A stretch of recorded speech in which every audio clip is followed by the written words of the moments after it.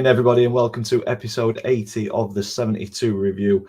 You just stuck with me and Ian again tonight. International break, so the Championship boys have decided to take the week off by the looks of it. But no, welcome to the show. With it being episode 80, we're going to give you guys the opportunity, who are always here talking about your teams, to join in and jump on the show. So it's going to be a bit more interactive with you guys. So I've pinned the link to the StreamYard. If you want to join, talk about your club, you're more than welcome to come on. Please do. In between that, me and Ian will talk about the few games that have been played across the EFL during the international break. So with that being said, I will introduce you to Ian. If you're new to the show and you don't know who he is, Ian, introduce yourself. Let them know who you are, what you do, and why you do it. Hello, my name's Ian. I'm a 62-year-old Rotherham United season ticket holder. And when the Millers are away, I go around the country vlogging for my own YouTube channel, which I think Dan's put the description in. Had a great day out in Liverpool yesterday, and I'll be talking about Tranmere Bradford later on. Will do indeed. But we're going to start on League One. In fact, no, we're not. We've already got somebody who's dropped in. We've got Reese. Good evening, Reese. Welcome to the 72 review, mate. Hiya. Who do you support? You all right? Newcastle. You support Newcastle? Oh, you're on the wrong show, buddy. Right. Is that why I you support because of my Donny. song? You support I support Donny as well, mate. Yeah. Good stuff. What do you think to our season so far, mate? It's been okay. Yeah. Yeah. Do you think we will? Do you think we'll make top three? Do you think we'll win the league, or do you think we'll have to go through the playoffs again? Win the league. Lovely That's stuff. confidence. Would you agree Isn't it? with that, Ian? Do you think Donny have got capability of winning the league? I'm not sure. They could well do because they've got a good enough squad. But I think top three has got to be the aim. And I think the squad, and I think they're good enough to get top three. Yeah, I would say that. Lovely stuff. Did you go yesterday, Reese? No, I didn't. Oh, you didn't miss too bad a game, to be fair. It was two teams that struggled against each other, which we'll get onto later on in the show. Yeah. But before I let you go, who's your favourite player in the Donny squad at the minute, mate? Joe Ironside. Lovely. Hopefully he starts scoring goals again. He's got to get in the team first, though, isn't he? He has indeed. Yeah. Lovely to meet you, Reese. Thank you for joining in Thanks for dropping in. having a few words to say about Donny, and hopefully see you at the ground later on in the season. Yeah. Lovely. Yeah, Cheers, buddy. mate. Have a Thank good night. you. See ya. So that's a good example of what we're wanting tonight. So if Yeah. you want to come on, have a quick chat about your team, favourite player. If you've been to a game this weekend, get your sent on and have a chat, and we're more than happy to have you on. But let's get started on League One, Ian. There we go. And your team, there was two games, 14 goals, 6 of them came at Peterborough, and you were 3-1 up at half time. It all went wrong. Talk us through it. Well, our main problem this season is that we can't defend from crosses. Corners, free kicks, crosses in from either flank. We seem a bit statuesque, and that's how the first goal went in. There were McCartan and Humphreys looking at each other, and the lad just had a tap in 1-0 to Peterborough. But then we came back immediately, almost straight from the kickoff, and it was a bit of a scramble in the area, and Sam Nombe hit it, and it obviously was over the line. And the referee, with his watch on his arm, confirmed that, so it was 1-1. And then probably, I would say probably the Millers' goal of the season so far, and possibly the whole season, is Malik Wilkes' second goal. Got the ball on the right, just did sparks for ability and pace, and just a hard low shot in the corner. Brilliant. Nice goal. And then I think what Peterborough fans thought were possibly inevitable happened. Johnson Clark, because it always happens. Former players always go back and score, don't they? Yeah, they do. Put through nicely, finished very well. But I think he's done his hamstring in the actual the shot for that goal because he didn't appear for the second half. Hugo came on. And then a balmy own goal from Joe Rafferty, again from a corner. He just grazed off his head, gave Cameron Dawson no chance. We don't learn 2 minutes later that they're level. Near post from a corner, headed in, Cameron Dawson no chance. And then for the rest of the game, I think that was Peterborough done as an attacking force. I think we had 2 or 3 half-decent chances, McCart with a header that were well saved by the keeper. And also, Cohen Bramall, who were another sub that came on, had a clear chance for about 3 minutes to go and he hit it wide when he should have scored. But if they'd have offered me a point at Peterborough before the game, I would have taken it because Peterborough are a good side in this division. They're a really good side. Yeah, they're always up and around it, aren't they? Just look at the possession stats. Yeah. I mean, we had 23% possession. You can have all the... I mean, we had this when we were in the Championship. I think one game, you know the season we stayed up, Dan? Yeah. Under Matt Taylor. We beat Swansea 1-0 at New York. And I think Swansea had 82% possession. We had 18.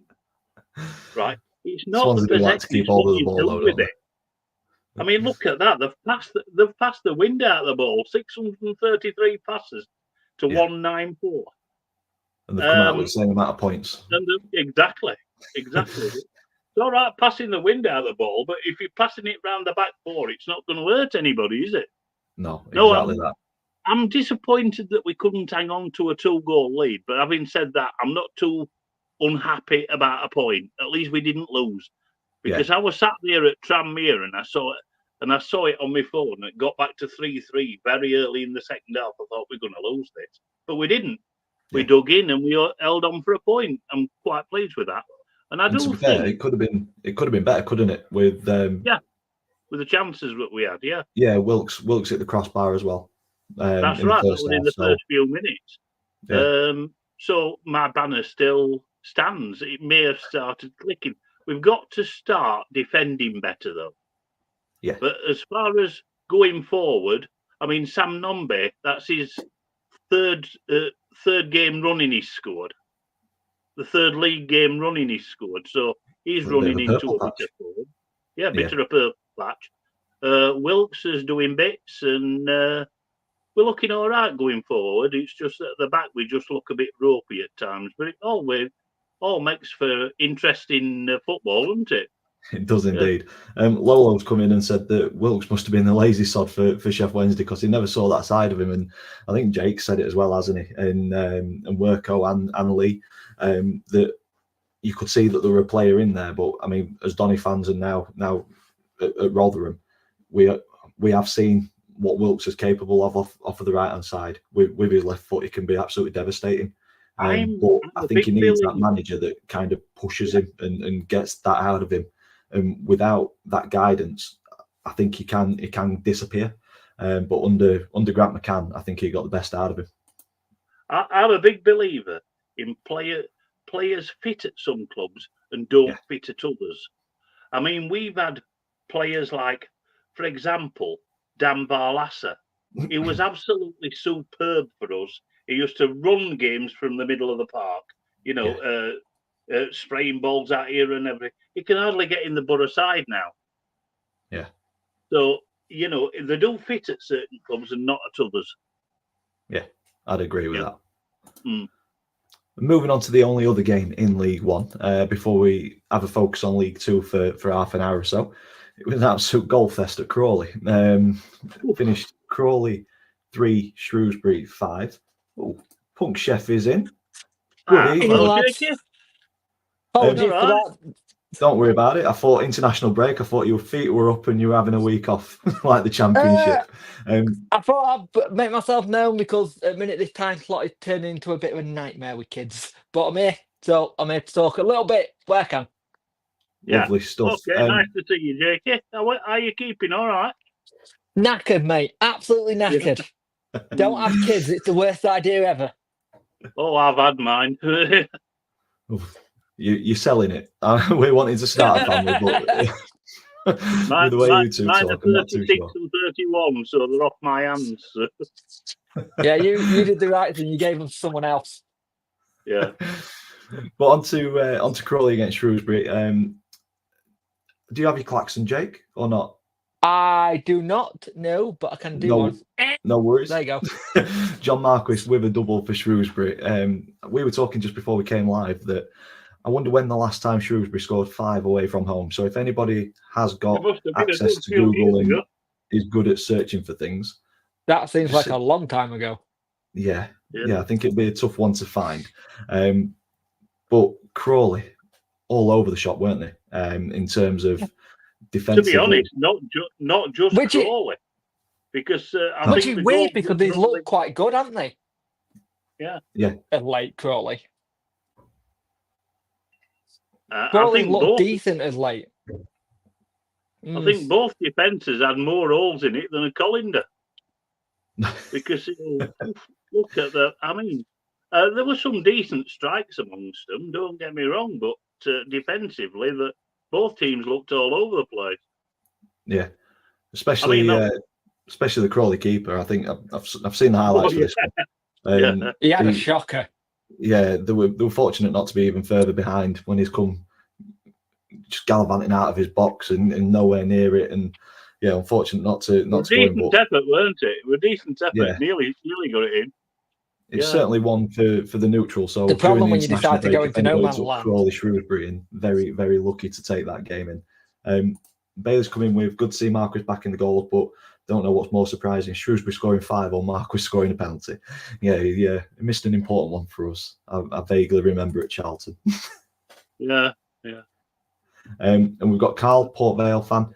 Evening, guys. Very pleased with Darren Moore, well-deserved Manager of the Month award, and now unbeaten in 8 across all competitions. The last time they scored 5 was October the 21st, 2014 against Bury. Wow.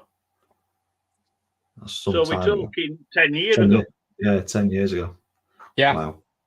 But yeah, Port Vale looking like they've got a couple of years to go through as well with Kyle John and George Byers in the squad. Bit Very good about decent team. Joe Byers being injured again. But Joe Byers is a very good player, but he's got an injury record that's just naff. Yeah. We will have a quick look at the table.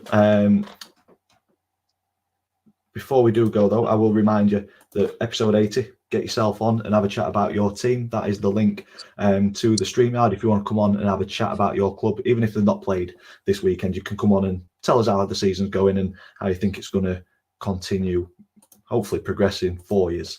But yeah, looking at the table, Cambridge and Burton still yet to win a game. Neither played yesterday. Crawley in 22nd. Shrewsbury. Really bad run up home, that. Yeah, it was a decent result for Shrewsbury, pulling them above Crawley, and it's just put them in touching distance of Northampton and Leyton Orient as well. Yeah. Moving up the table, Rotherham, the draw. Did that move you in the table at all? I can't remember. I think where it you were moved us up a couple of places. Yeah. Because both of the last 2 international breaks we've played on the Saturday both times, and we've got away draws both times. Peterborough and Charlton. But it is very tight, isn't it? Obviously, the table's starting to take shape now that we're 10 games or so in. Rotherham in 15th. It's still very early days, though, well, isn't it? Yeah, when you actually there's still look at a it, ton of football to be played. It's a weird one this season. It For is. me, it's a really weird one. I must admit, though, I mean, I'm a little bit happier than I were about 3 or 4 weeks ago. So I think we have put a little bit of form together. Yeah, I mean, look, there's you needed to. Yeah, we needed to, definitely. Yeah. But you're only a couple of points away from playoffs. I don't know if anyone saw the stat about Steve Evans earlier. Go on. No. He got more yellow cards than his players have. He's got 6. Well, that doesn't surprise me in the slightest.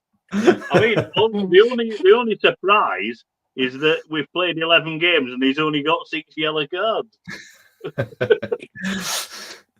Yeah. You want that passion, though. Oh, yeah. Top of the table, Birmingham and Wrexham both didn't play this weekend, so no change up there. Obviously, the only one that could really break up into this sort of area were Peterborough, but the draw keeps everything pretty much the same. How many games have been called off this weekend, by the way, due to like international break? Because Well, it's starting to get to the point where it's now affecting more lower league teams than Yes, just it is, yeah. championship. There were only- Are we going to have to have League a One games. period? Are we going to have to now have a period where it's a complete blanket of it across the league? It's starting to feel that way. I mean, there were only 2 games in League One like yesterday, and Yeah. when you get in ties like Walsall, Bromley, and Fleetwood, Colchester postponed for international call-ups, it is getting a little bit daft, isn't it? I'd lean more towards, rather than a blanket kind of blackout for all of the leagues during an international break, I'd lean more towards a review of how many internationals you need to be out of the squad. Because last season, at the start of the season, Donny had literally their full first 11 almost injured, and we had to play games. But then if you've got 3 international call-ups, you can then call the game off. What if those 3 internationals were injured? You're going to have to play the games. So I think maybe it should be put up to maybe 5, just so that there's still that balance where if you have got I agree. a number of key players missing, but because I think three players, you could have one suspended and 2 injured, and you're still playing the games. Yeah. So I think a review of I think one of the biggest issues is if anything, maybe stop having stupid international tournament that doesn't mean absolutely bod all. Yeah, that'd help. And also getting games called off because one of your players has been called up for St. Kitts and Nevis or Guatemala. Yeah.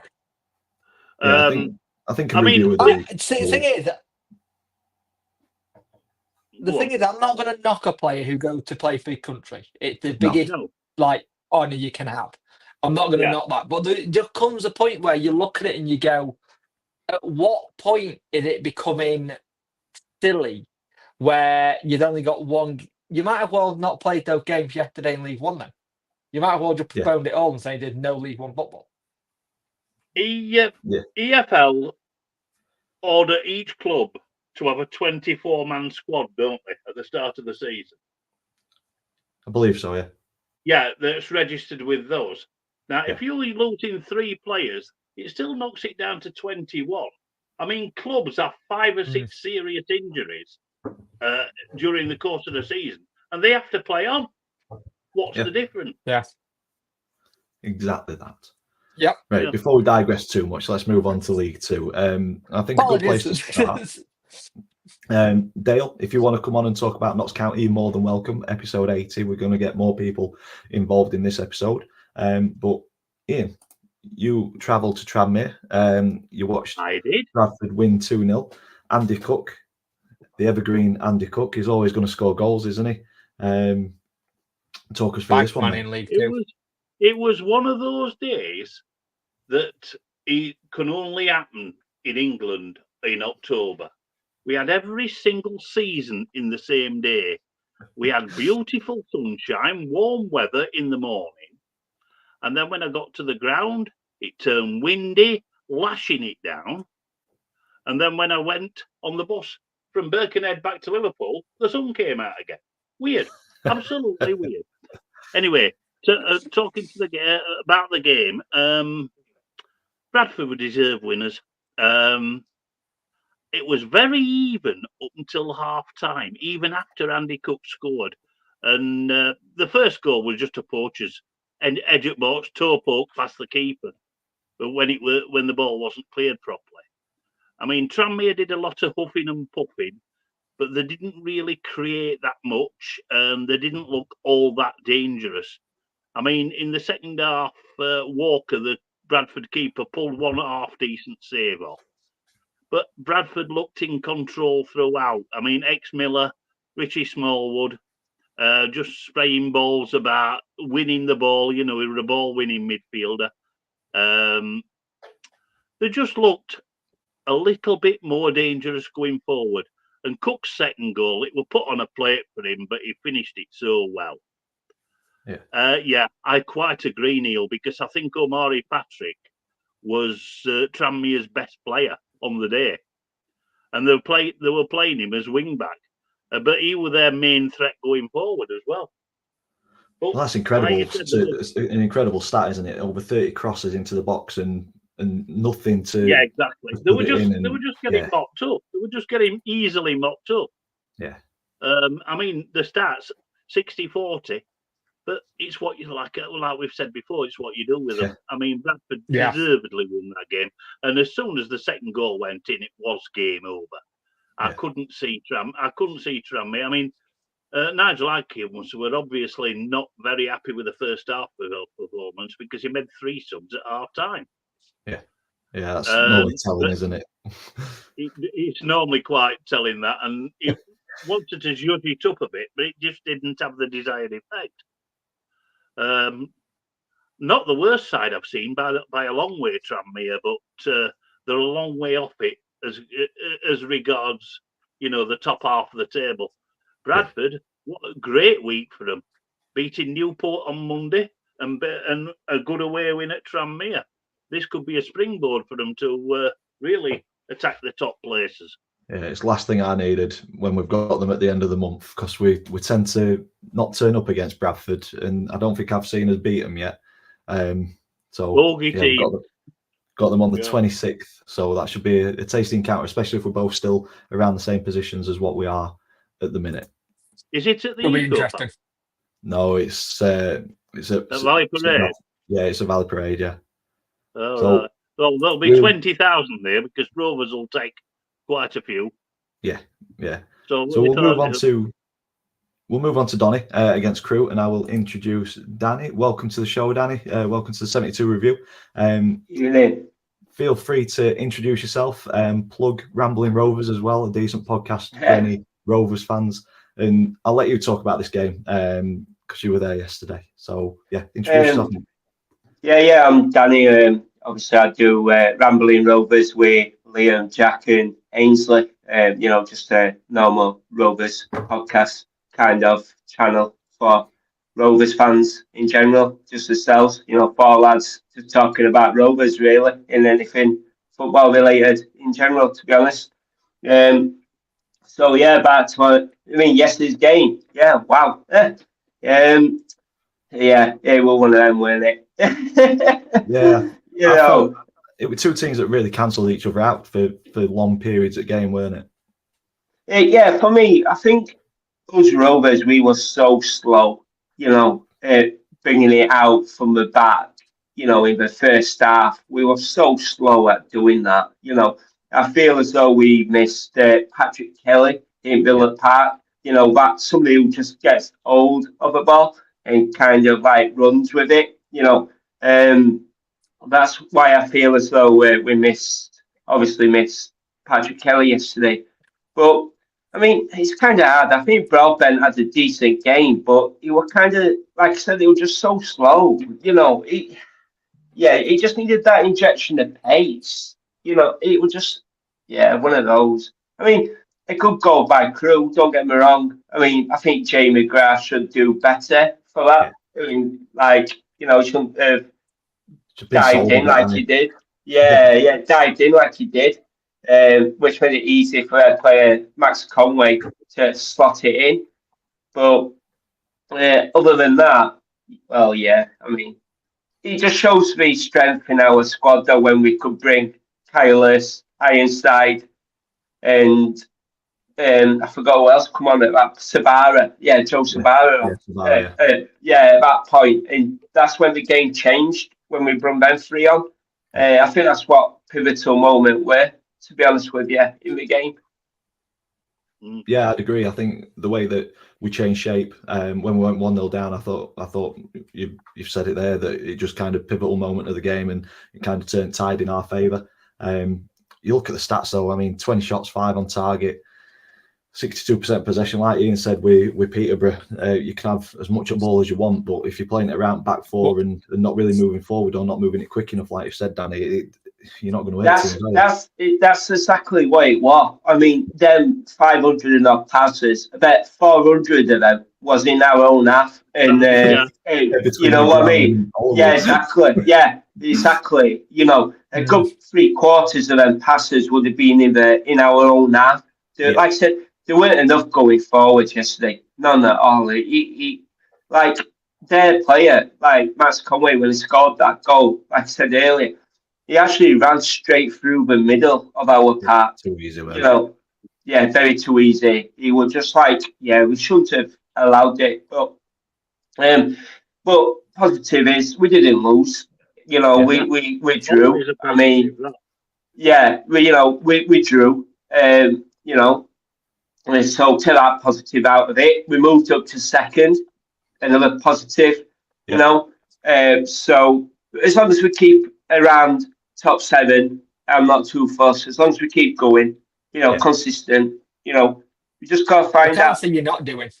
To be fair, on such a good run at the minute. Yeah, like I said, we've got a really good squad. You know, it's not like we've got a team; we have a squad, and it's like I said yesterday when we brought on Tylers, Ironside, and Savara.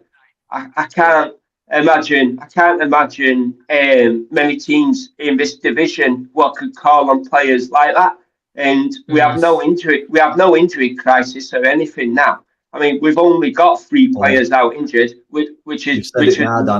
The way our medical thing's fine. It'll be fine. But it's like obviously it's only long-term absences. It's obviously Nixon, Wood, and Maxwell. Well, Maxwell's back now. That's what I mean. It's only Wood and Nixon now. Yeah. So you know, we've got a full straight squad. We haven't got a team of 11. We have a squad of 20 odd, and that anybody can replace anybody. You know, so that's why I think we'll do well. I think that's why what Grant's done quite well. He's seen what was missing last season from you, that you didn't have the depth, and he's gone right. I've got the players already. I know I want to stay. I just need 2 teams of 11, and it looks like he got that now. Oh, definitely. That quality and that you depth know, in there, isn't it? And that's why I was saying why in my season prediction why I think we'll win the league. I stuck my neck out and said we'll do it. It's because exactly that point. Because in general, Port Vale and that might have a stronger 11 than us, but they haven't got a stronger 20 odd. You know. Exactly. So, they only need a couple of injuries, don't they? Yeah, that's what I'm saying. You know, but whereas we got an injury, we just slot somebody just as good straight in. You know, or if we haven't got that, somebody just as good to slot straight in. The board are backing the can and they're getting somebody in who is just as good. You know, like the left back situation when Maxwell got into the first game of the season, we brought Brandon Fleming in. I mean, wow. You know what I mean? It's just like, certainly putting the money where the mouth is to the board. And it's took a good 4 or 5 years for them to do so. You know, a certain David Blunt out of a club, it shows that the shackles are off now and that they're willing to give McCann all the tools to succeed. Does that give McCann extra pressure to succeed? Who knows? But I think it will. I think it will. Yeah, exactly. I think it will. I think if you actually look at how McCann's been most of the places he's been, he prefers the pressure and he prefers that little bit of a chip on his shoulder. That there've been so many times that people go, he's not that good of a manager when he really is. Yeah, I think he's very good at proving people wrong and then going, this is what I can do. And he likes to just put 2 fingers up on them as he goes. Yeah, he has that. He has that very good tactical loose. Does McCann? Honestly, you'll see it. I mean, when we played MK Dons the other week in Lewington, I know their caretaker manager, but obviously he wouldn't have had a lot of tactical nous. He stayed the same shape when we went down to 10 men, whereas when they went down to 10 men, MK Dons, we shifted straight back to an attacking side. We made subs straight away, and switch back to an attacking side. And it just showed from that moment, where we changed to a 3 at back now, sometimes during the game. And, we play like 3 or 4 formations within one game now. It's just unreal. It's hard to keep up with, ATID's dropped in. It's nice to know that we're global as a 72 review. So he's over in Helsinki. He's just watched England. I believe it finished 3-1 to England. He said it was 3-1, yeah. It's a win. So I do feel for ATID. He has to follow Plymouth and England. That's some life, isn't it? A bit like us following Donny in England, or Robin in England, and Wednesday in England. Wayne Rooney's Plymouth. It's not Plymouth or Ireland. Yeah. So decent result, decent point. Like Bailey said, that it will turn out to be a really good point if we go on and beat Swindon and Bromley in the next couple of week or so. Definitely. Like you said, Danny, it's moved us up to second. Bit disappointing in terms of performance and stuff, and not being quick enough to break them down. But I think these will be 2 teams that are in and around it come the end of the season. You've said you put your neck on the line about winning the league. I'm happy with any of the top 3 places personally. If we need to go through playoffs, I don't really want to, but I will. Are you still? Is it title or nothing for you? No, not all. Obviously top 3 for me. I think anywhere below that top 3. I won't say playoffs is a failure, but it's something. Yeah. But it's not something we need to aim for. We need to be in that top 3 for me, without a doubt. I mean, like I said, the old squad and the old thing of us. You know what I mean? It's just. I think it'd be a bit of a failure if we finished 4th and 7th. Yeah. I think we've got to go for top 3 without a doubt. And I think we have the squad to do it still. I know we seem a bit. Inconsistent at times with bits and bobs. We have one good game like we did last week against Codheads, Grimsby, but then we don't show up this week. But like I said, we didn't lose. We're still unbeaten. We have Bromley and Swindon coming up, so we could end October practically near enough unbeaten if we beat Bradford at the end. But we'll see. We will indeed. Top player for the season so far. Before we let you get off and move on to the next game, who's impressed you the most, mate? See, now this is the thing with me and all is I haven't really got to stand out. To be fair with you, I think there's been players who perform well on the day, but then they don't do so well next game. You know what I mean? It's like Gibson, for example. He's had a good couple of games, and then he's had a couple of bad games, and so on. Billy Sharp, same. He started the season on fire, but last couple of games he's missed a couple of, I won't say sitters, but easy chances to score. But I can still tell it's quality, by the way, with his touches, absolutely. But stand out for me, I'm going to actually say, because he's broke through McGrath for me. I think he's sensational. I think he does a few rash challenges that he don't need to do, but he's a young lad and he's learning. He's learning, isn't he, all the time? Yeah. Very, very much so. So, McGrath for me. I think he's been the standout for me. I'd agree with you with McGrath. I've really enjoyed watching it. He's an old school centre half. He, like you say, is in with a robust challenge, which I like, as long as it's won and it's fair. And he's left-sided as well, which is a pretty rarity in football. So he's got a beautiful left foot on him. But I just want him to get a goal. I think he'll end up losing his head. Shirt will be off and everything. There's just so much passion in there. I've really enjoyed seeing him break through. And Bailey said that he likes McGrath. Disappointing from the goal, but like you said, Daniel, just needs that bit of experience to get rid of them, and he'll be a quality centre back in the future, I think. Well, he's learning. Not too bad. Who he's learning from, to be honest with you, Woody. To be honest with you, plenty of experience to learn from Richard. Obviously, he's got him under his wing. Yeah, that's what I mean. Yeah, he's got a lot of people with a lot of experience around him who could, give him that bit of a nudge and point him in the right direction, no doubt. But like I said, Jay, he's been impressive. He's a good player. 100%, mate. And before I let you go and we move on to MK Dons and Port Vale, because I've seen that Jonathan's backstage, Rambling Rovers, when are you next on for people to join in? And obviously, fans are welcome on that, aren't they, as well? Yeah. It'll be Friday at 7:30. We normally do it. Sometimes it might be a little bit later, but Friday at 7:30 for us. You know, just a bunch of lads. You know, that's a Twitter space, isn't it? Yeah, it is. Yeah. Lovely stuff. So if you're a Swindon fan or a Bromley fan or a Rovers fan, head over to Rambling Rovers, check these boys out. They're a decent set of lads, and yeah, you talk some sense sometimes. Yeah, cheers, pal. Anyway, mate, cheers, mate, and I'll see you later. Cheers, Danny, thank you. Cheers, pal. Cheers, pal. Cheers, mate. See ya. Lovely stuff, and then like clockwork, lads, Jonathan I'm going comes to have to jump off again because my lass is just calling me.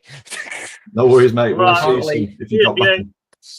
Apparently, a little girl is being a little shit. We'll sort it out, Jake. Yeah. All right, guys. I'll see you next week. Take care, mate. Jake. Have a good week. Bye. Good evening, Jonathan. Introduce yourself, mate. Let people know who you are, what you do, and why you do it, and then talk about MK Dons' defeat at home to Port Vale. So I'm Jonathan Harries. I'm a MK Dons fan. I like talking about MK Dons for anyone that like to listen, and EFL in general. I like to think that I'm building up my knowledge on all things like lower league as well. And it's a bit of a tricky spell at the minute under Scott Lindsay, but to a degree it's understandable. He's only had, I think he said, 5 training sessions since he's been there.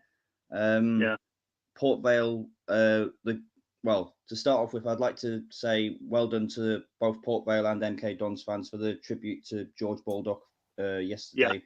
Absolutely immaculate by both sets of fans, and even for the minute's applause on the 31st minute, I don't think anyone wasn't clapping. So great show of respect, and thank you to any Port Vale fans out there.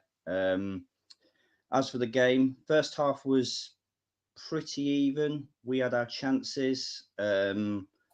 We had a goal ruled out for offside for handball from a corner from Lawrence Maguire. Haven't seen an angle of that, but it seems as though Maguire ran straight back, so I presume that it was handball.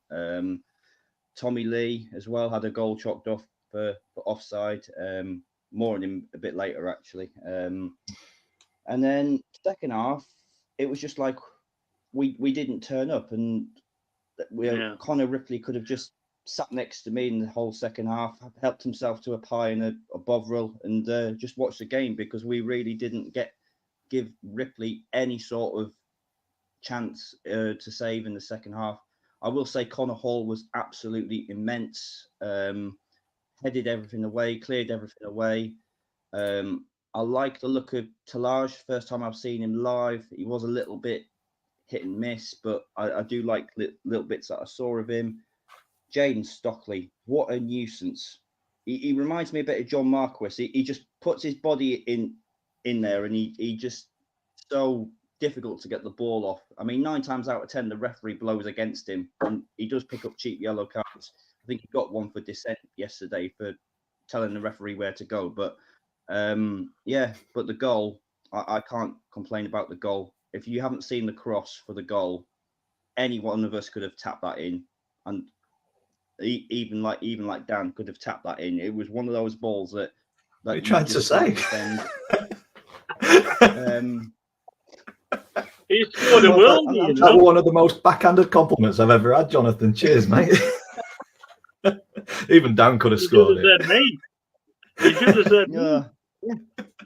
Yeah, honestly, it was a delicious ball, and I didn't give it the credit it deserved when I saw it live, and it wasn't until I saw it back on the highlights I was like, you cannot defend against that ball. As people were blaming Luke Offord and Lawrence Maguire for not closing down, but it's one of those balls that it just swerves around corridor of uncertainty, and I think overall Vale deserved the win. Tom McGill kept us in it as well, and with some good saves, because it could have easily been 2 or 3 on the counter attack, and I think if we played Port Vale in a couple of months' time after Lindsay had got his feet under the table, it possibly could have been a draw.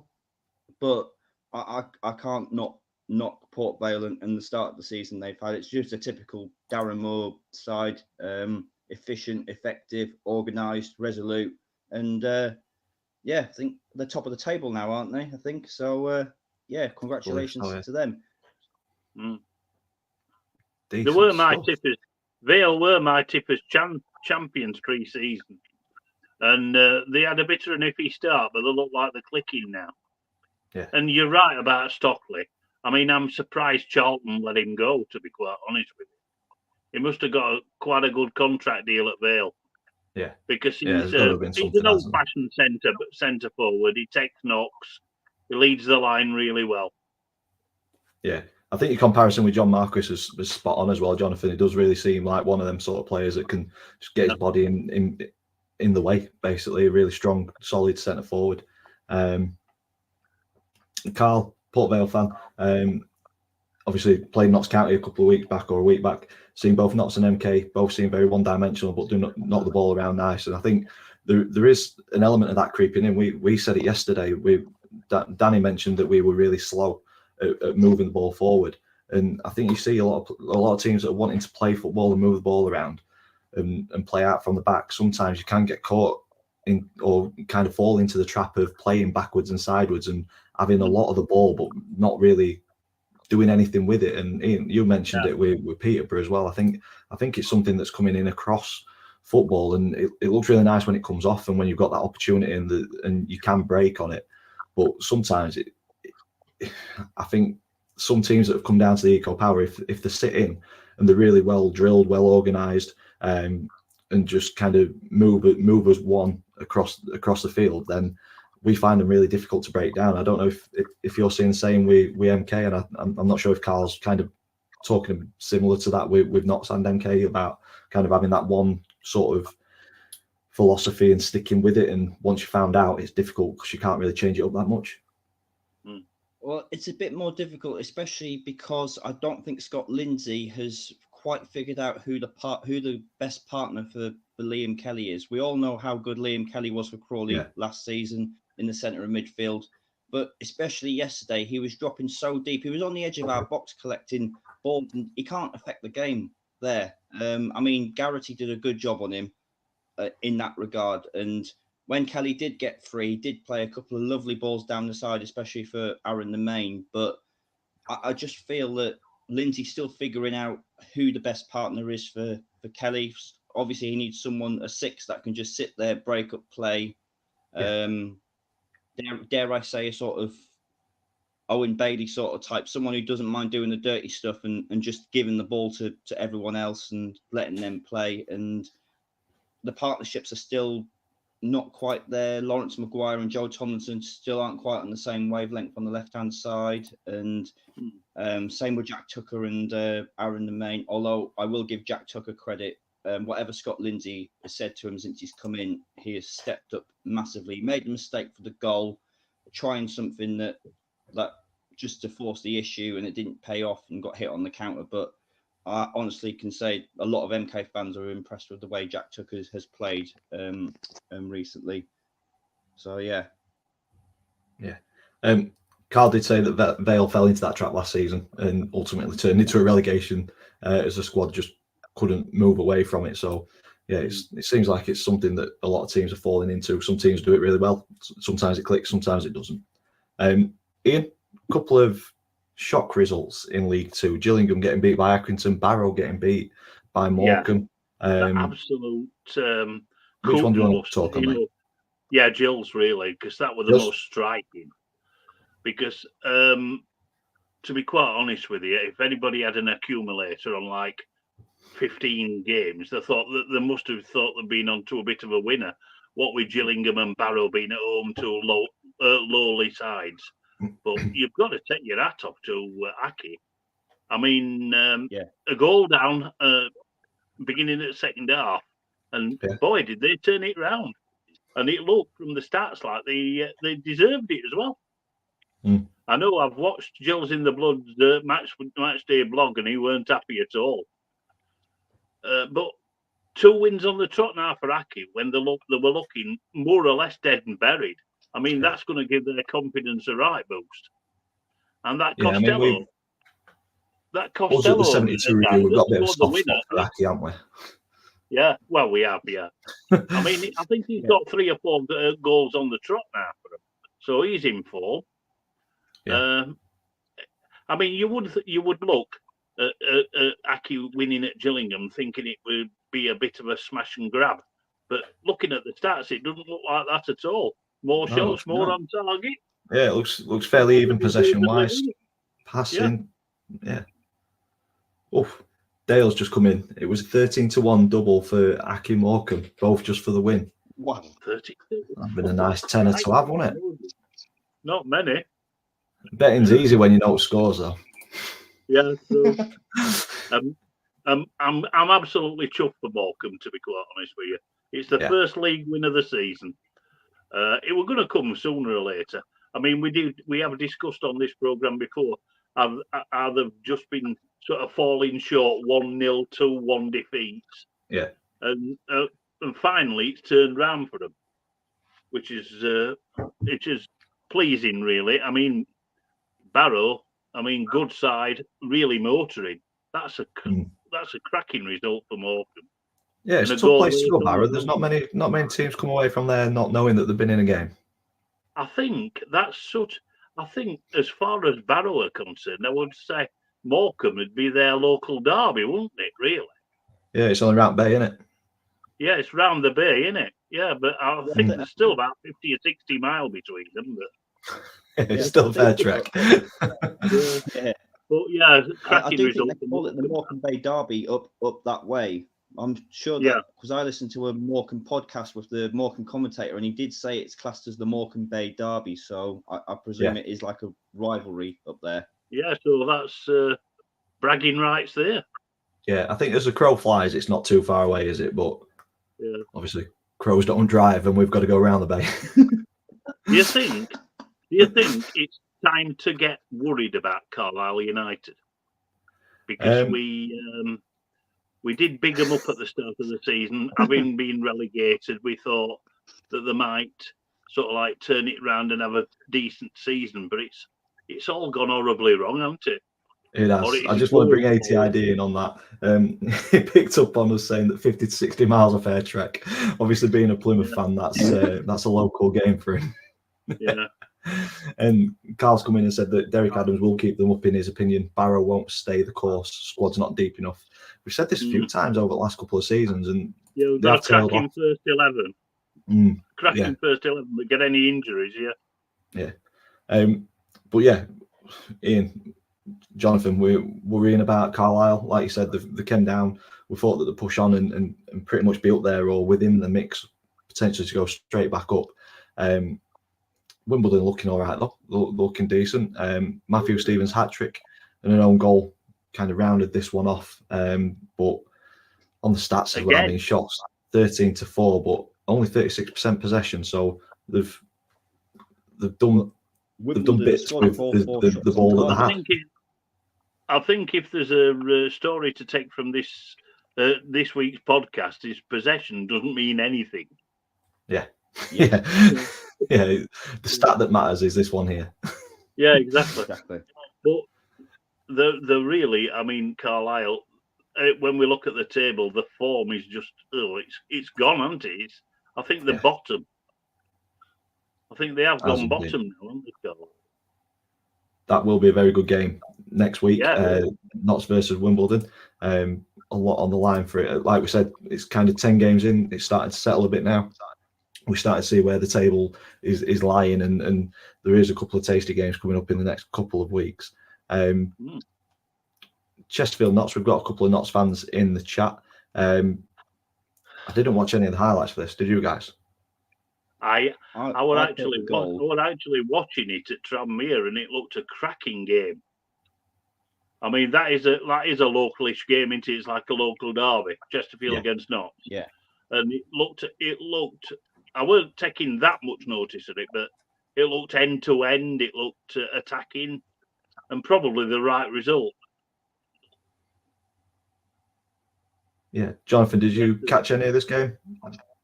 I caught the highlights, and that Jata is just seems to be such a nuisance. He sort of reminds me of a slightly more experienced Mo Fall. To me, sort of he gets in the right areas. He's got a good header on him, and I think is that the fourth time Chesterfield have drawn 2-2. I'm sure they've had quite a few draws, especially at home. Yeah. I think so, yeah. So maybe if you're a Chesterfield fan, you're a bit worried about the home form, not picking up as many points as you could. I think that's a good point for Notts County. Did you guys see the incident for the penalty? Because I don't think the Chesterfield manager was too happy from his interview. He thought it was a little bit. I didn't see the actual incident. I only saw the penalty being taken. No, I've not. No, I didn't see anything. I've seen very little this weekend. And I blame ITV for that. I'm going to say it. Very frustrating that during the international break, although there's games in League 1 and 2, they decide not to show any of the highlights. Very disappointing. But it's like they're only there for the championship, isn't it? Really? Yeah. Dale did comment at 6:49 about this game. He asked if we watched the Chesterfield Notts County game. Very good advert for League 2 and a fair result in the end. Notts are the only League 2 team to not lose away from home so far. So that's good. It's a decent stat to have at this stage of the season. It's nice when you can put McGoldrick on the sub, isn't it? Yeah, he's not bad. Not a bad backup, is he? No, that's not a bad quartet of strikers that scored either, is it? Paddy Madden, Will Grigg, Jata, and McGoldrick. Yeah, some names in there, isn't there? We are hurtling towards the hour mark. Any other games that you guys want to talk about? Obviously, there's only one or two left, isn't there? Cheltenham against Swindon.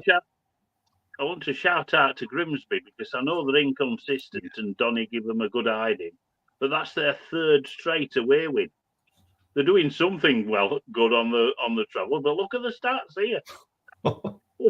That is a smash and grab, isn't it? That is a smash. Yeah, they've been peppered, haven't they? 26 shots. Flipping heck. Yeah, that's hard to do it away from home, though, isn't it? Yeah, but 26 shots, only 10 on target, and obviously I need to look back at the highlights for that one, but it seems wasteful, doesn't it, to have all of those opportunities you never know. Grimsby's keeper might have had a blinder. Yeah, like a cat on hot bricks. But no, decent away win for Grimsby for sure. A decent 1-0 win for Harrogate as well. Yeah, Toby Sims on the 40th minute at the back post. Very scrappy goal. Newport, we say it so often that they really hit and miss them. Never really know what you're going to get. When we played them, they absolutely battered us. But then, obviously, Harrogate beat us as well. A team that we didn't expect to beat us. Really, I've got a lot of respect for Harrogate because you've got Simon Weaver there. They've got the lowest budget probably in the entire EFL. And they're still trading blows with people, aren't they? Yeah, they still keep their heads well above the bottom two. Yeah. Which is commendable. I'd agree. Decent win for them. So that leads us on to the final game that we've not talked about, I think, which is Cheltenham 2, Swindon 3. Swindon have not had the greatest of starts, but a result that will kind of ease any sort of worries for a short while, won't it? Jonathan, any thoughts on this one, mate? Well, I wish Jake was here because he'd klaxon this straight away just for you, Dan, with George Miller scoring for Cheltenham. So I'm really sort of worried for Cheltenham. It sounds like it's not all rosy there. I'm not sure if the Cheltenham fans want the manager gone or whether they want the I think, is it Gary Johnson's their sporting director? There seems to be a lot of sort of hate towards him as well. So if they can get that sorted, but it's two clubs that should be doing better in the EFL. Obviously, yeah, definitely Swindon. Yeah, absolutely. And this feels like a massive win for Mark Kennedy. Under so much pressure, I know the Swindon fans aren't really enamoured by him, to be honest. They don't really rate him, and for me, they need a bit of momentum, and I think a result like that, and I think they won in that EFL Trophy 4-5-0 or something midweek as well. So they're starting to get a bit of momentum towards them, Swindon. I still think they'll be down there, but there are going to be worse teams than Swindon, I think, come the end of the season. Do you think Cheltenham might be a little bit of a, not as quite as bad, but a little bit of a Carlisle United? You know what I mean? I mean, potentially, relegated, relegated, and then not doing as well as they hoped. Yeah. And Carl said that both clubs have got off-field issues, which will affect the season, but especially Swindon. So I think Swindon out of the two, I'd expect to be kind of performing better than what they are. We saw it when Donny came down from League One. It's not easy to come down and acclimatise to League Two straight away. I mean, we're having that trouble in League One, Rotherham, because we came down from the Championship, and we found it very difficult to adjust to League One. We're starting to pick up now, but for the first 4 or 5 weeks of the season, we really struggled. Yeah, it's difficult, isn't it? I think the trouble. Good thing is though about League Two, looking at the table, there's nobody that hasn't won a game yet. Morecambe, with the win this weekend, means that they have finally got that win, that elusive victory. 11 games into the season, but incredibly tight down at the bottom, isn't it? Carlisle and Morecambe both on 7 points, Accrington on 9, Cheltenham on 10, Bromley on 10, Tranmere, Swindon, and Colchester on 11. So incredibly tight, just as League One is. But 4 points between 8 clubs. Yeah, madness. MK, Jonathan, thoughts on 15th? Is it a case that you just got to wait for it to click? And do you think you'll push on from this? We all expected you to be kind of pushing up at the top. Yeah, I still have faith in Scott Lindsay. He's come out and he comes out and he pulls no punches on his interviews. He said after the Tranmere game, I think he went a bit of a Grant McCann and said if they're not performing in January, they'll leave. Simple as that. So he's laying down the gauntlet to the squad. So for me, our next 3 games are Morecambe away, Accrington at home, Grimsby away. I think we need to get at least 7 points from that. Yeah, I reckon 7 from them, and then go from there. I think we've got a slightly easier run up until Christmas, and then it gets harder. I know we've got Notts County on Boxing Day.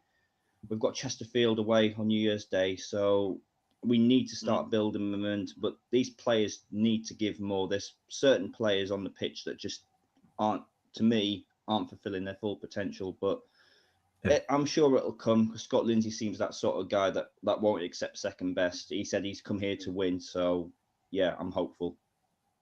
Yeah, that's what we want. Got a question from John. How's Aaron de Marminet doing? He was on good form when he left Notts. So I believe, I'm friends with a Notts County fan, and I believe he's already only 1 assist behind what he got last season. So he's really quick, dynamic. He's got pace to burn. Honestly, from a standing start, I don't think there's any quicker player in the EFL than the main. He has got a good ball in him, but unfortunately, we haven't got a striker in the 6-yard box that can finish off the chances. And I'm quietly impressed by the main, to be honest. Good stuff. And Carl said every game in League Two is difficult. When you think you've got an easy game, that's when the wheels come off. Spot on. This weekend proved that. We're going to win this one and get beat 3-0. Moving towards the top of the table, you've got Port Vale leading the way on 21 points. Good viewing for us Donny fans, second on 20 points. Notts County in third on 19, but there's a lot of teams on 19 points. There's 4 teams on 19, Walsall, Gillingham and Barrow. Bradford on 18, Grimsby on 18, Crewe on 17. So there's only, 4 or 5 points that separate the top 10. And look at Wimbledon. Wimbledon have got nearly 3 games in hand on most clubs.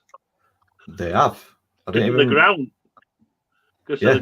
notice that. So it could be even tighter if they were to win those couple of games in hand. So yeah, it's going to be an entertaining season in every single division. Yeah. I will get rid of the banner now. So do we have to do this? We do, I'm afraid. Ian set up the 72 Review League for the Fantasy EFL. If you've not joined in yet, get you sent into it. It's only a little bit of fun. There may be some sort of prize for the winner at the end of the season. I still need to give Bailey, get Bailey a pint for winning the Predictions League last season. We will meet up at some point for sure. But yeah, search for the 72 Review League, get involved. Like I say, it's just a bit of fun. I had an absolute cracking week this week. It's rarity. Yeah, Dan had a fantastic week. I had a mare. I only scored 22 points. AFC Willow was the top scorer with 72 points this week. I was just behind him on 70, which has pulled me up to 15th, which is I'm happy with that, mid-table. You're breathing down my neck now. Yeah, leapfrog you, Jonathan. You got 28 points this week. But Ian, you've dropped down to 13th with 21 points this week. An absolute dreadful week from yourself. I know. But looking at the top of this table, Lee still leading the way. A decent week from him, 51 points, with Adam Gittins just behind him, 613 points overall. And Bailey, you might end up getting 2 pints at the end of the season because you're not too far behind in third as well. Lovely stuff. And that brings us to the end of episode 80. I just want to thank 3 people, 4 people, 2 people, however many people got involved. I think it was 2. Yes. Yeah. 2 people that aren't normally involved. Thank you for joining in and talking about Donny Rovers and what you expect for the season. It's been nice to have Jake on. It's been nice that Jonathan's managed to get in as well. We'll go around the screen. Jonathan, any final words, mate? Yeah, just thanks. Thank you for having me on again. Another good therapy session, and I enjoy this. And I just want to shout out all EFL fans. As I said before, Tommy Lee, he came off the pitch and he took George Baldock's shirt off the substitutes bench, and it seemed to have caused some form of anarchy in the MK Dons fans, wanting him to cancel his contract, etc., etc. He's come out on X and apologised, saying he didn't mean any offence to it or anything. I just want EFL fans to be kind to players. They're humans after all. They're just like us, and they don't deserve the abuse. And I'm sure if Tommy Lee bangs in the winner next week against Morecambe in the 94th minute, I'm sure he'll go from 0 to hero. But just remember, he's like us, and just be kind. Yeah. Top man. Ian, any final words, buddy? Yeah, another enjoyable therapy session. Not too bad this week. We've been not too many games. It's allowed us to go a bit deeper into League Two. And everybody take care of themselves, and we'll see you next week. And don't forget, on tomorrow at 7:00 on BBC Two is the FA Cup first round proper draw, which will be interesting. From Bradford. Yeah, from Bradford. Yeah, so I'm hoping for a non-league side, but we'll probably get somebody like Birmingham. Knowing our luck and knowing our record in the FA Cup, which is awful. Go on then. Before we finish, Jonathan, who do you want first round? Well, the likelihood is we're probably going to get Stevenage or Peterborough or Northampton in the first round, because we normally get that sort of tie. But I would like a non-league tie. I'd probably like Aldershot, to be fair. Yeah, that'd be good. Yeah. Good shout. Ian, any preference? I want Guiseley away. You know, Northern Premier League club in Leeds. Yeah. Great place to go. Yeah.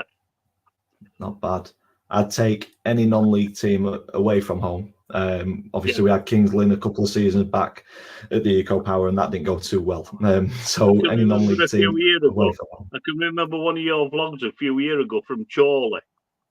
Yeah, good fun. Non-league grounds. I'd certainly take that one in, I think. But yeah, that rounds episode 80 off. I do like these episodes where we get people involved. Carl's wanting Vale versus Rotherham. Oh, I've got unhappy memories about Vale Park. I remember one year we went there. We were top of the league and we got done 6-2. Oh, nasty. Yeah. But yeah, I'll be watching the draw and hoping for a decent draw for everybody. John's come in and said, beware of Aldershot. Remember what they did to Swindon? Oh, didn't they do them 7 some of it? Was it Something 7-0? like that, 7-2. Yeah. Yeah. So yeah, non-league teams don't mess about in the FA Cup. So maybe we should be wanting to avoid them. But no, all I've got left to say is thank you for watching episode 80. Thank you for getting involved if you have got involved. Thank you for getting involved in the chat as well. If you're watching this on repeat, please stick a big thumbs up on it. Comments in the section down below. Subscribe to all of us if you haven't already. And yeah, we will see you next week. Usual time, usual place, 6:30 on the channel.